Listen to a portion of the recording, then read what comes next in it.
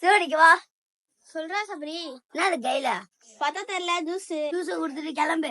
வர முடியாது போடா. நீ மட்டும் கொடுக்கலன்னு வச்சுக்கேன், டியூஷன் போவோம் எங்க வீட்டுல விளையாண்டுல அதை உங்க அம்மா கிட்ட சொல்லுவேன். எங்க அம்மா மட்டும் சொல்லிடாதடா, அம்மாவுக்கு தெரிஞ்சா ஜூஸ் நீனே வச்சுக்கடா. கிளம்பு கிளம்பு. அப்பா ஏன் பாப்பா அழுதுல உட்காந்துருக்க? ஐஸ் ஒருத்தன் புடுங்கி குடிச்சிட்டானே.